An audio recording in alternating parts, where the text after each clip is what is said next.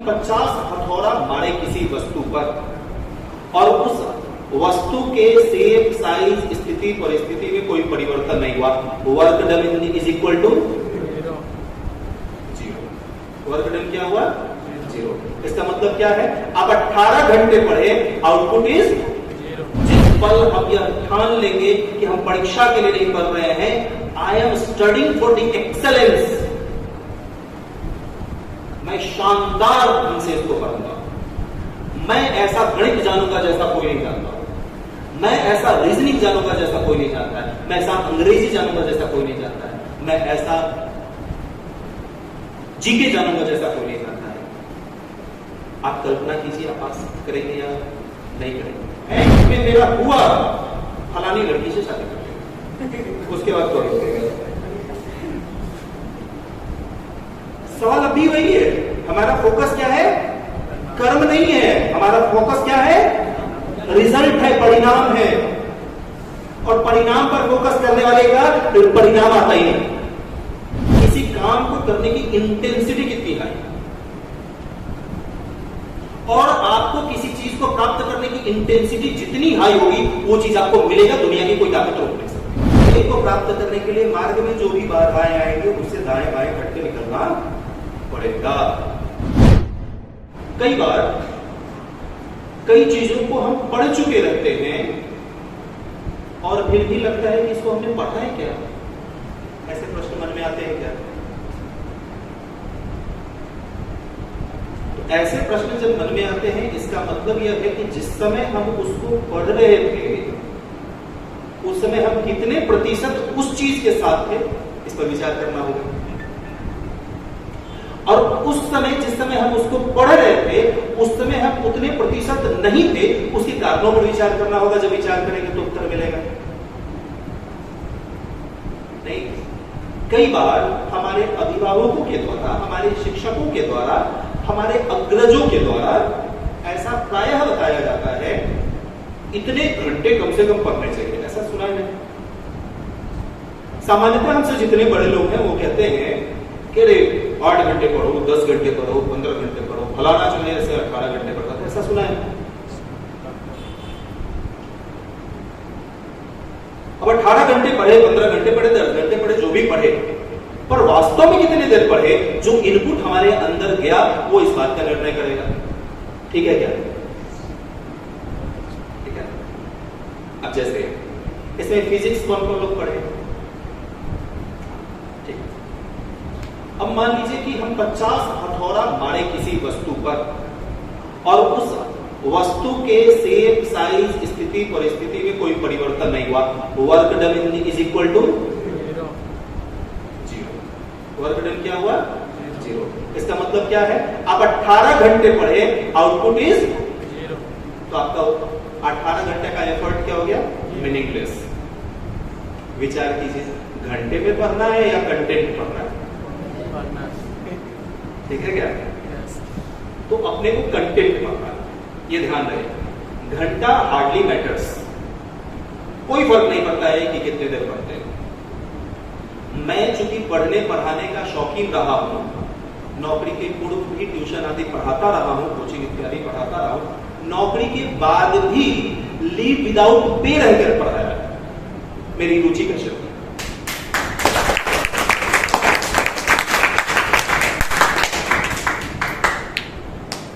और इस पढ़ाने के क्रम में मुझे स्मरण आता है, मेरा एक विद्यार्थी यहाँ बिस्कॉट लेन है, आप लोग जानते हैं, मिल्टनपुरा, वहां पर एक बैंक मैनेजर थे, उनके बेटे को मैं पढ़ाता था। वो 10वीं कक्षा में पढ़ता था, बहुत मेधावी विद्यार्थी था। मैं गणित पढ़ाता और मैं जब गणित पढ़ाने के लिए उसके यहाँ जाता था तो मुझे याद नहीं कि कभी उसने 25 से 30 मिनट हमसे पढ़ा हो। वो 7-8 पुस्तकों से गणित बनाता था और सब पेज में एक चीट रखा रहता था, इस पेज नंबर का इतना क्वेश्चन। हमको सिर्फ क्वेश्चन एक्सप्लेन करना रहता था, थ्योरी नहीं पढ़ाते थे। और वो बच्चा हर क्वेश्चन के साथ कहता था कि सर थोड़ा जल्दी कीजिए, हमको क्रिकेट खेलने जा रहा है। बच्चे की बुद्धि कितनी तीक्ष्ण रही होगी, आप सोच सकते हैं। और 25 मिनट में वो लगभग 25-30 क्वेश्चन हमसे हल करवाता था, और कभी भी किसी क्वेश्चन को मैंने पूरा हल नहीं किया, ये स्टेप हो गया, ये स्टेप हो गया, ये स्टेप हो गया, उसके बाद कहता था सर समझ गए, यही फंस रहे थे, अगला क्वेश्चन। और पढ़ाया, और वो उस साल मुजफ्फरपुर का टॉपर था सीबीएसई, उसको 100 में 100 अंक मिले थे गणित में। ओवरऑल 97-98% मार्क्स था सीबीएसई में, सनसेट में विद्यार्थी। कुछ वर्षों के बाद मेरी नौकरी हो गई, मैं नौकरी करने लगा, और उसके चाचा जी मुझे स्टेशन पर मिले और उन्होंने मुझसे कहा कि संजीव जी, आपको पता है कि आपका चेला कुछ कमाल किया है? तुमको याद ही नहीं था? हम बोले कि क्या? तो उन्होंने बताया कि वो 12th किया और उसी साल आईआईटी क्रैक किया, और आईआईटी कानपुर उसको मिला। और यही नहीं, चूंकि समय बीत चुका था कुछ 6-8 साल, तो उन्होंने कहा कि वो कानपुर से भी पास कर गया और वहां पे गोल्ड मेडलिस्ट है। मेरे कहने का संदर्भ सिर्फ इतना है कि वो बालक और हम में क्या अंतर है। वो जितने देर भी पढ़ता था, वो 100% से अधिक उन चीजों के साथ होता था, और हम जितने देर भी पढ़ते हैं उसमें कितने प्रतिशत हम उसके साथ रहते हैं, उसके साथ जीते हैं, इसका मूल्यांकन हमको अपने अपने स्तर पर करना चाहिए। ठीक है क्या? कहते हैं, यहां पीछे स्वामी जी की एक उक्ति लिखी हुई है कि आप अपनी डेस्टिनी को खुद डिसाइड करते हैं, आप अपनी नियति को खुद तय करते हैं। परंतु सामान्य समाज में क्या धारणा है? असफल हुए तो हमने कहा कि हमारे पिताजी ने समय पर पैसे नहीं भेजे, मैं पढ़ाई नहीं कर सका। असफल हुए तो कहे कि हमारे घर पे गेस्टिंग बहुत होती थी, मैं पढ़ नहीं पाया। असफल हुए, फलाने कोचिंग में हम पढ़ते तो सफल होते। यानी असफलता के लिए उंगलियां दर्जनों दिशा में हमारी उठती है। असफलता के अनेक बाह्य कारणों को हम गिनाते हैं, सिर्फ बाहरी कारण जिम्मेवार है मेरी असफलता के लिए, मैं नहीं, मैं तो ठीक ही पढ़ रहा हूं। और वही विद्यार्थी जब सफल होता है तो वो अपनी पीठ थपथपाता है और कहता है यस आई डिड इट, मैंने किया। सफलता के लिए स्वयं को जिम्मेवार और असफलता के लिए दुनिया को जिम्मेवार, ये कैसे चलेगा? और अभी जिन गुणों की बात की भाई साहब ने, उन गुणों से युक्त व्यक्ति जो होता है वो सफलता का श्रेय दूसरे को देता है और असफलता के लिए स्वयं को आगे जिम्मेदार है। एक छोटी कहानी, कलाम साहब से सब लोग परिचित हैं, उनको पढ़ना चाहिए, और नहीं पढ़े तो उनकी एक जीवनी है छोटी सी, उसको सुनना चाहिए। ठीक है? और ऑडियो में है जीवनी, तो सुन सकते हैं, अवेलेबल है सब जगह, यूट्यूब पर भी शायद अवेलेबल हो। कलाम साहब एक मिसाइल के परीक्षण में लगे हुए थे। देखिए 100% देना किसको कहते हैं, उसके उदाहरण है कलाम साहब। और कलाम साहब जब एक मिसाइल परीक्षण के लिए निरंतर प्रयत्नशील थे और पूरी टीम काम कर रही थी, और वो मिशन फेल हो गया। और जब मिशन फेल हो गया तो ये प्रश्न उठा कि मीडिया को कौन फेस करेगा? सैकड़ों करोड़ का प्रोजेक्ट था, पब्लिक मनी था, इसको हम लोगों ने खर्च किया और परिणाम शून्य। कलाम साहब ने कुछ नहीं कहा और मीडिया के सामने आया और उन्होंने कहा कि मैं इस पूरे फेलियर की जिम्मेवारी स्वयं लेता हूं। और कमाल की बात यह थी कि उसी प्रोजेक्ट पर आगे भी भविष्य में भी काम चलते रहे, काम होता रहा। और जब वही प्रोजेक्ट सफल हो गया, अगले अटेम्प्ट में, अगले प्रयास में जब वो परीक्षण सफल हो गया और फिर प्रेस के लोग आए, तो कलाम साहब ने कहा कि ये मेरी इसमें कोई भूमिका नहीं है, ये पूरी टीम ने किया है। श्रेय किसको दिया? पूरी टीम। सामान्य समाज में, हमारे आपके बीच में, जिस समाज में हम रहते हैं, हमारे परिवार में, मित्र मंडली में, समाज में, क्या इस प्रकार के आचरण वाला व्यक्ति दिखता है? और अगर दिखता है तो उसका प्रतिशत कितना है? बहुत कम। अब इसको अगर हम देखें, एक पिरामिड को, एक पहाड़ को देखें, तो सबसे ज्यादा स्थान उसके तलहटी पर होता है और सबसे कम स्थान कहां होता है? सबसे कम एरिया, क्षेत्रफल कहां होता है? टॉप पर होता है। यानी टॉप पर हमेशा कम लोग पहुंचते हैं, और कम लोग कौन होते हैं? वैसे लोग। ठीक है? तो अपने लोग को थोड़ा मूल्यांकन करना है कि जब हम पढ़ते हैं तो कितने प्रतिशत हैं और उतने प्रतिशत क्यों नहीं है और कैसे हो सकते हैं, इन विषयों को थोड़ा सोचना। क्योंकि अगर हम 100% देंगे तो परिणाम नकारात्मक आने का प्रश्न ही नहीं उठता।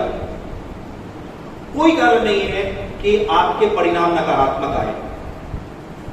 जिस पल हम यह ठान लेंगे कि हम परीक्षा के लिए नहीं पढ़ रहे हैं, I am studying for the excellence,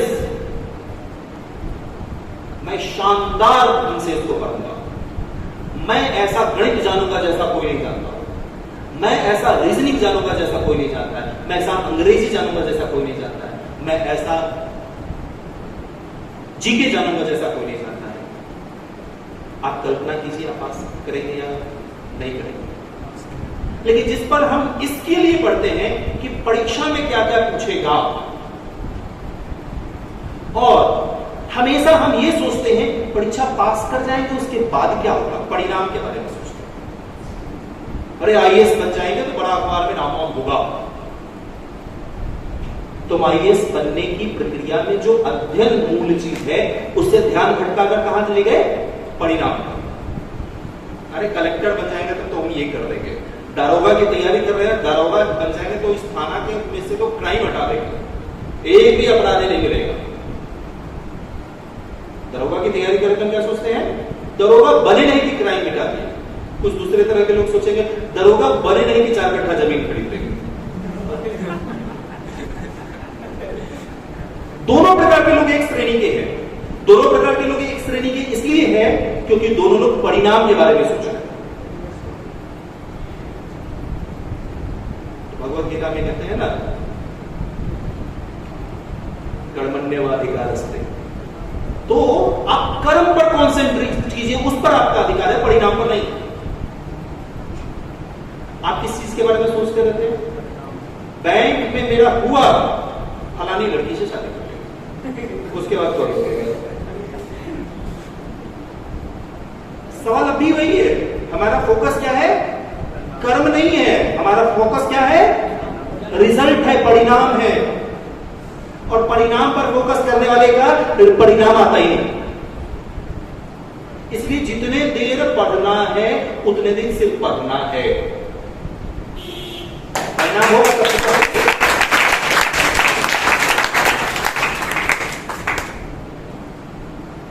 तो फोकस, इंटेंसिटी जिसको बोलते हैं, किसी काम को करने की इंटेंसिटी कितनी है, और आपको किसी चीज को प्राप्त करने की इंटेंसिटी जितनी हाई होगी वो चीज आपको मिलेगा, दुनिया की कोई ताकत रोक नहीं सकती। उदाहरण, महाभारत आप लोगों ने पढ़ा नहीं होगा, लेकिन टीवी वगैरह पर देखा होगा, तो थोड़ी बहुत बात जानते हैं। जब महाभारत का युद्ध हुआ तो उसमें सबसे बड़ा योद्धा कौन था? जिसको भीष्म बोलते, भीष्म पितामह। उससे बड़ा योद्धा कोई था क्या? उस बढ़ाने में भगवान को छोड़ दे, स्वयं नारायण थे उसमें, कृष्ण थे, उनको छोड़ देते थे। उनके अलावा सबसे बड़ा योद्धा भीष्म थे ना, युद्ध जीते, बड़ी थे, युद्ध में नहीं थे, युद्ध के बाद।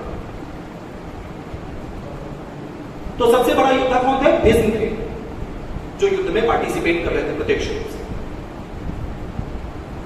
तो भीष्म कौरवों का नेतृत्व कर रहे थे, कौरवों के सेनापति थे। जीते क्या? नहीं जीते। कभी सोचा है क्यों नहीं जीते? क्योंकि भीष्म के लिए, भीष्म की इंटेंसिटी, उनके युद्ध करने की से अधिक अपनी प्रतिज्ञा को पूर्ण करने के लिए। उनकी इंटेंसिटी किस चीज के लिए थी?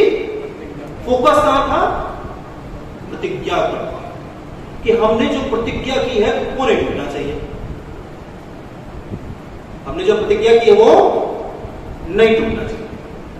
तो आज भी जब प्रतिज्ञा की बात करते हैं और कहीं भी कोई उपमा दी जाती है तो क्या होता है? ये फलाने की भीष्म प्रतिज्ञा है, तो प्रतिज्ञा वाले के लिए उनकी इंटेंसिटी हाईएस्ट थी, तो भीष्म प्रतिज्ञा कहते हैं। वो उनको मिला, युद्ध नहीं मिला। ठीक है ना? यानी उनकी इंटेंसिटी युद्ध से ज्यादा प्रतिज्ञा पर थी, तो प्रतिज्ञा वाला सर्टिफिकेट उनको मिला, उसमें वो विजेता हुए। आज भी दुनिया में जब भी प्रतिज्ञा की बात होगी तो भीष्म की बात होगी। दूसरे एक बड़े योद्धा थे कर्ण। कर्ण का नाम सुना है? बहुत बड़े योद्धा थे। कर्ण के लिए युद्ध से ज्यादा महत्वपूर्ण दान देने का अपना कर्म लगा। युद्ध का कर्म उनके लिए सेकेंडरी हो गया, प्राइमरी वॉज टू डोनेट। दान देना उनका प्रथम कर्तव्य, प्रथम कर्म में उन्होंने प्रायोरिटी नंबर 1 पर रखा और प्रायोरिटी नंबर 2 पर क्या कर दिया? युद्ध को। तो इंटेंसिटी हाईएस्ट कहां थी? दान। तो आज भी उनकी जो इंटेंसिटी जहां थी वो चीज मिला ना उनको? नहीं मिला। आज भी हम लोग कहेंगे किसी को तो क्या कहते हैं? बड़ा दानवीर बना फिरता है, बड़ा दानवीर कर्ण बना फिरता है। मतलब दानवीर की उपमा कर्ण के साथ ही जुड़ी, क्योंकि उसकी हाईएस्ट इंटेंसिटी दानवीर के कर्ण के प्रति, युद्ध के प्रति। गुरु द्रोणाचार्य एक दूसरे उदाहरण, उन्होंने क्या किया? पुत्र मोह, है ना? तो कुल मिलाकर इन सब से की तुलना में अर्जुन को अगर योद्धा की श्रेणी में रखा जाए तो नंबर थोड़ा बाद में आएगा या बराबर में आएगा। लेकिन युद्ध कौन जीता? अर्जुन युद्ध जीता। और अर्जुन ने किस चीज पर फोकस किया? युद्ध पर फोकस किया। और अर्जुन का फोकस गड़बड़ाया तो उसके फोकस को ठीक किसने किया? श्री कृष्ण ने भगवद गीता कहकर उसके कंसंट्रेशन को एक दिशा में बनाया। आज आपके कंसंट्रेशन को एक दिशा में बनाने की भूमिका जो भी अदा करता है, आपके माता पिता, आपके मित्र, आपके दोस्त, इस संस्था के द्वारा किए जाने वाले कार्यक्रमों के द्वारा जो भी कंसंट्रेशन को सेंट्रिक करता है, एक सेंटर में लाकर रखता है, वो आपके लिए आज के डेट में कृष्ण और आप अर्जुन। और आपका कंसंट्रेशन हाई रहेगा तो फिर मामला जमेगा। जब बचपन से ही ये गुण था कृष्ण में, इस सबको सब कुछ दिख रहा था। अर्जुन को क्या दिख रहा था? सिर्फ चिड़िया की आंख, ये विशेषता। कंसंट्रेशन थोड़ा गड़बड़ा है, भगवान ने उसको ठीक किया और कंसंट्रेशन हाईएस्ट जहां था उसको मिला पांडव विजय। तो कंसंट्रेशन का मामला सबसे तगड़ा है। और कंसंट्रेशन करने के लिए क्या क्या करना चाहिए, इसके लिए पूरी की पूरी भगवद गीता कही गई। और उसी के कुछ चैप्टर्स में निरंतर प्राणायाम पर चर्चा है, कई श्लोक है। संस्कृत मुझे बहुत आती नहीं है इसलिए मैं बता नहीं सकता, लेकिन कई श्लोकों में इस बात की चर्चा है कि प्राणायाम के माध्यम से ध्यान करके आप अपने आप को एकाग्र कर सकते हैं। और जैसे ही हम कॉन्सेंट्रेट किए ना तो मामला जम गया। ठीक है क्या? तो ये महाभारत की अलग अलग घटनाओं से हम देख सकते हैं कि कहां कॉन्सेंट्रेशन होना चाहिए। और ध्येय के प्रति निष्ठा, थोड़ा सा भारी शब्द हो गया। ध्येय मतलब आपका जो भी उद्देश्य है, जो भी टारगेट है, उसके प्रति आपका निष्ठा कितना है, यानी आपका डिवोशन कितना है, समर्पण कितना है, ये भी इस बात को तय करेगा। अब आपका जो डिवोशन है, आपका ध्येय के प्रति जो निष्ठा है, ये बहुत मजबूत चीज है। अब इसके लिए कई प्रकार के परिवर्तन आपको अपने आप में करने पड़ेंगे। कई प्रकार के परिवर्तन करने पड़ेंगे, मतलब ध्येय को प्राप्त करने के लिए मार्ग में जो भी बाधाएं आएंगे उससे दाएं बाएं हट के निकलना पड़ेगा। पढ़ाई कर रहे हैं, ये मेरे पढ़ाई का टाइम है और हम इस पर कॉन्सेंट्रेट किए हुए हैं, इस समय मेरा ध्यान भंग होने वाला है तो फोन नहीं उठाएंगे, हम साइलेंट में रखेंगे। आजकल सबसे बड़ा डिस्टर्बिंग एलिमेंट फोन हो गया, क्यों? बात बात में बजता रहता है, देखिए बजा।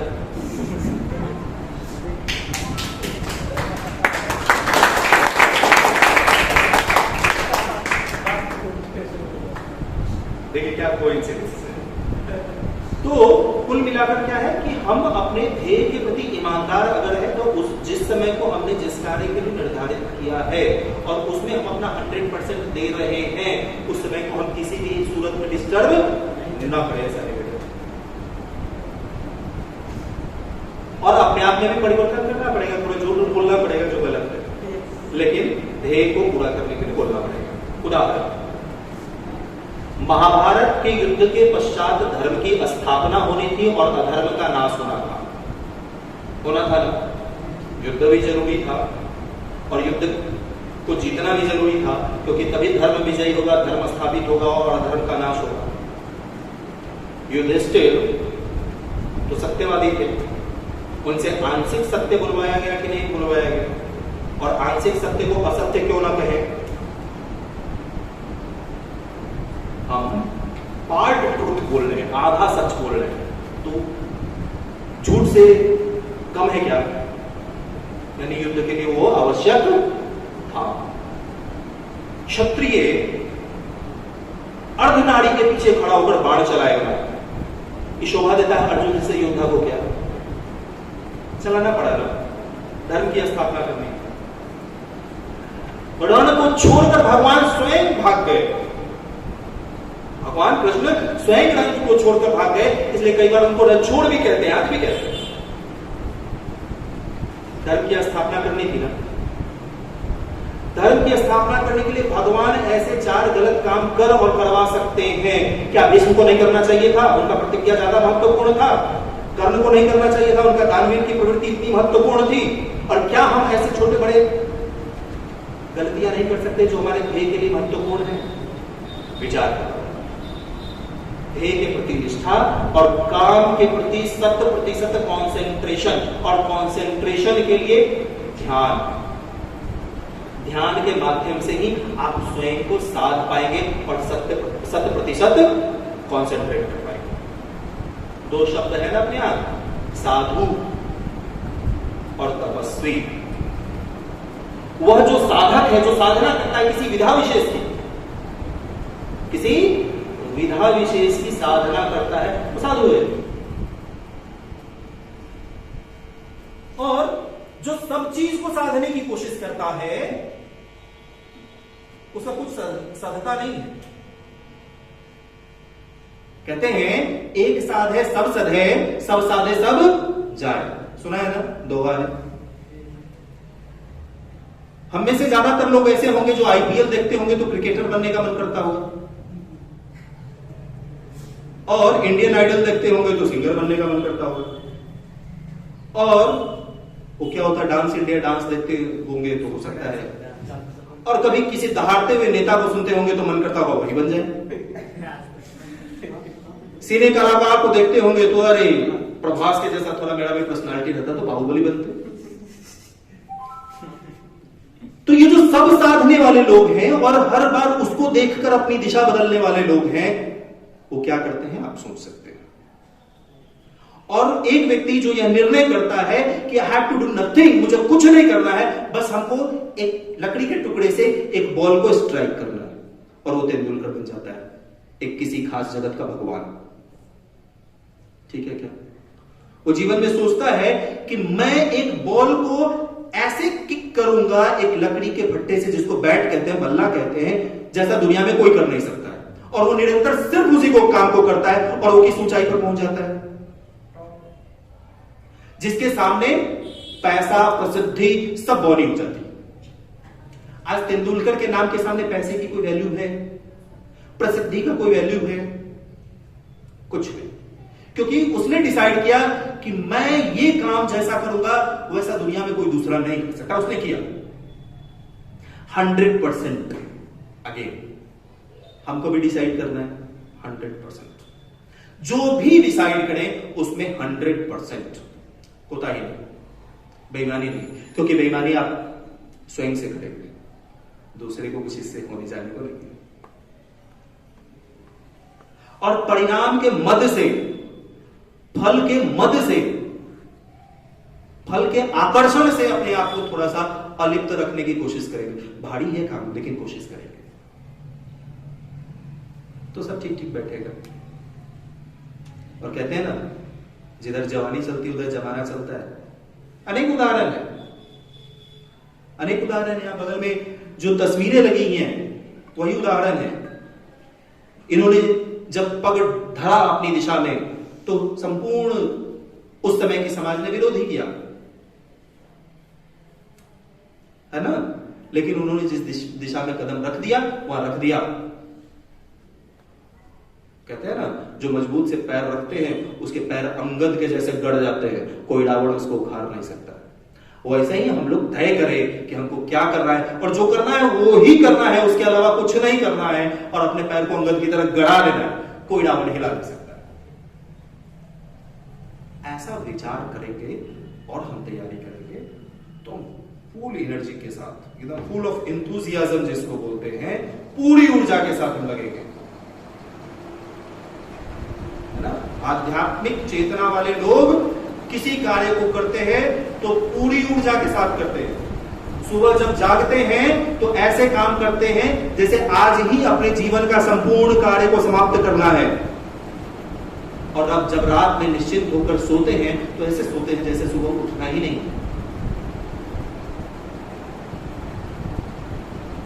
ऐसा विश्वास कि आज ये मेरे जीवन का आखिरी दिन है और जो भी काम मिला इनको कर लेना, इस गति से काम करना।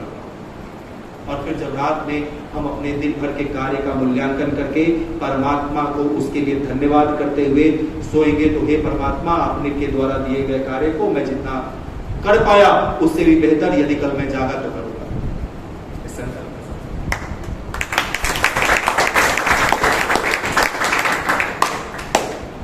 ऐसा हम सब लोग ध्यान करेंगे।